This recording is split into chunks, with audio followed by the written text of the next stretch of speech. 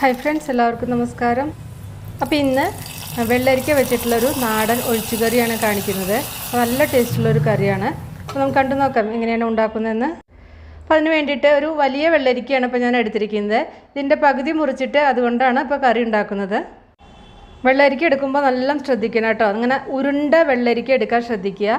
നല്ല നീളത്തിലുള്ള വെള്ളരിക്കയാണെങ്കിൽ അത് എടുക്കാതിരിക്കുക. വെള്ളരിക്ക എപ്പോഴും മുറിച്ചിട്ട് ഒരു കഷ്ണം നമ്മൾ കഴിച്ചു നോക്കുക. അപ്പോൾ നമുക്ക് മനസ്സിലാവും. അത് നല്ല കയ്പ്പ് രസം ഉണ്ടെങ്കിൽ ആ വെള്ളരിക്ക പിന്നെ വേഗം ഡസ്റ്റ്ബിന്നിലേക്ക് ഇടുക നല്ലത്. അത് പിന്നെ നമ്മൾ കറി വയ്ക്കാനൊന്നും പറ്റില്ല, ഒട്ടും നല്ലതല്ല അത്. അപ്പോൾ നമ്മൾ എപ്പോഴും ഒരു കഷ്ണം കഴിച്ചു നോക്കുക. അപ്പോൾ നല്ല ടേസ്റ്റാണ്. വേറെ വ്യത്യാസങ്ങളോ രുചിക്ക് വ്യത്യാസമൊന്നും ഇല്ലെങ്കിൽ മാത്രം ആ വെള്ളരിക്ക വെച്ചിട്ട് കറി ഉണ്ടാക്കുക കേട്ടോ.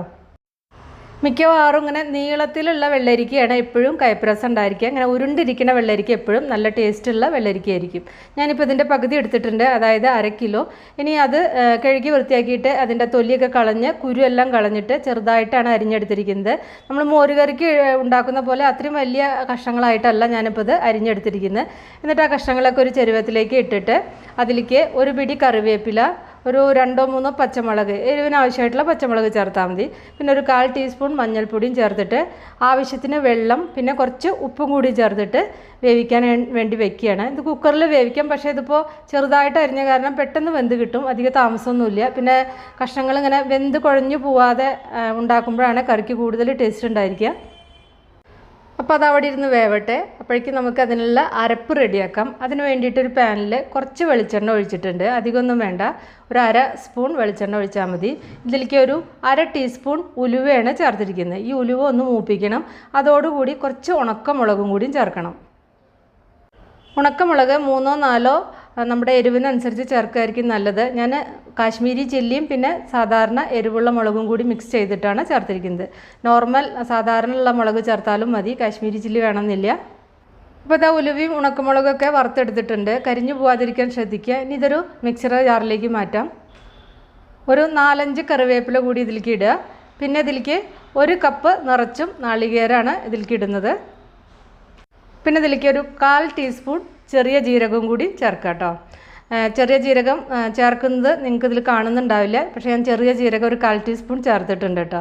ഇതെല്ലാം കൂടി ആവശ്യത്തിന് വെള്ളം ഒഴിച്ചിട്ട് നല്ല മയത്തിൽ അരച്ചെടുക്കാം. അപ്പോൾ ആ കഷ്ണമൊക്കെ പെട്ടെന്ന് വെന്ത് കിട്ടി. ഒരു 10-12 മിനിറ്റ് ആയപ്പോഴേക്കും കഷ്ണമൊക്കെ വെന്തു കേട്ടോ. കണ്ടില്ലേ, വെന്തുടഞ്ഞു പോയിട്ടൊന്നുമില്ല. ഈ ഒരു രീതിയിൽ വേണം വേവിച്ചെടുക്കാൻ. ഇനി ഇതിലേക്ക് ചേർക്കേണ്ടത് പച്ചമാങ്ങയാണ്.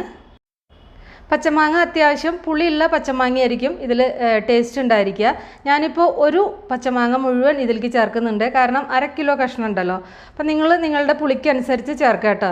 ഇപ്പം മാങ്ങയൊക്കെ ഏതാണ്ട് കഴിഞ്ഞൊരു കാലമാണ്. അപ്പോൾ മാങ്ങ കിട്ടുന്നുണ്ടെങ്കിൽ തീർച്ചയായിട്ടും ഉണ്ടാക്കുക, അല്ലെങ്കിൽ പിന്നെ അടുത്ത സീസൺ വരുമ്പോൾ എന്തായാലും ഉണ്ടാക്കി നോക്കണം കേട്ടോ. അപ്പം ഞാൻ ചേർത്ത ഈ മാങ്ങയുടെ പുളി കറിക്ക് കറക്റ്റായിരുന്നു. അപ്പോൾ നിങ്ങളുടെ ആ ടേസ്റ്റിനനുസരിച്ച് പുളി കൂട്ടിയും കുറച്ചൊക്കെ ചേർക്കുക കേട്ടോ. അങ്ങനെ കറക്റ്റായിട്ട് എനിക്ക് അങ്ങനെ അത്ര മുഴുവൻ പറയാൻ പറ്റില്ല അത്.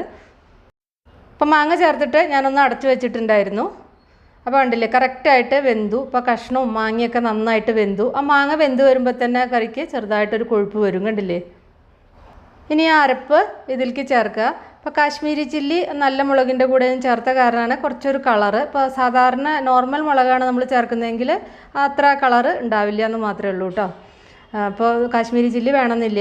ഇനി അതും കൂടി ചേർത്തിട്ട് നന്നായിട്ട് തിളപ്പിക്കുക. കുറച്ച് കറിവേപ്പില കൂടി ഇതിലേക്ക് ചേർക്കാം.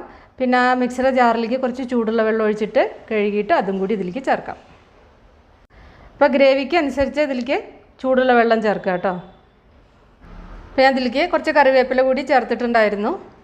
അപ്പോൾ ഇതാ നന്നായിട്ട് തിളച്ച് വന്നിട്ടുണ്ട്. അതിൻ്റെ ആ ഒരു ജീരകവും ആ അരപ്പൊക്കെ ഇല്ലേ, അതിൻ്റെയൊക്കെ ആ ഒരു റോ ടേസ്റ്റൊക്കെ ഒന്നും പോകണം. അപ്പോൾ നന്നായി തിളച്ചതിൻ്റെ ശേഷം ഫ്ലെയിം ഓഫ് ചെയ്യുക. ഇനി ഇതിലേക്കുള്ള വറവിടാം. അതിന് വേണ്ടിയിട്ട് പാൻ അടുപ്പത്ത് വെച്ചിട്ട് ആവശ്യത്തിനുള്ള വെളിച്ചെണ്ണ ഒഴിക്കാം. വെളിച്ചെണ്ണ ഒഴിച്ചതിൻ്റെ ശേഷം ഇതിലേക്ക് 1 ടീസ്പൂൺ കടുക് ചേർക്കുക. കടുക് ചേർത്തിട്ട് 1-2 വറ്റൽമുളക്, കറിവേപ്പില ചേർത്തിട്ട് കറിയിലേക്ക് ഒഴിക്കാം. അപ്പോൾ നല്ല ടേസ്റ്റുള്ളൊരു കറിയാണിത്. നമ്മൾ ആ ഉലുവയും മുളകും ഒക്കെ വറുത്തിട്ടാണ് നാളികേരത്തിൻ്റെ കൂടെ അരച്ചിരിക്കുന്നത്. അപ്പോൾ നല്ലൊരു ഫ്ലേവറും ഒക്കെയാണ് അതിന്. അപ്പോൾ നിങ്ങൾക്ക് ജീരകം ഇഷ്ടമില്ലാത്തവർക്ക് ജീരകം ഒഴിവാക്കിയിട്ടും ഇത് അരയ്ക്കാട്ടോ. ജീരകം നമ്മളിവിടെ 1/4 ടീസ്പൂൺ മാത്രമേ ചേർത്തിട്ടുള്ളൂ. അപ്പോൾ നിങ്ങളെല്ലാവരും ഉണ്ടാക്കി നോക്കിയിട്ട് നിങ്ങളുടെ ഫീഡ്ബാക്കൊക്കെ അറിയിക്കുക. ഇഷ്ടപ്പെട്ട ലൈക്ക് ചെയ്യാനും ഷെയർ ചെയ്യാനും കമൻറ്റ് ചെയ്യാനൊന്നും മറക്കണ്ട. അപ്പോൾ നമുക്ക് വേറെ ഈസി റെസിപ്പി വീണ്ടും കാണാം. താങ്ക്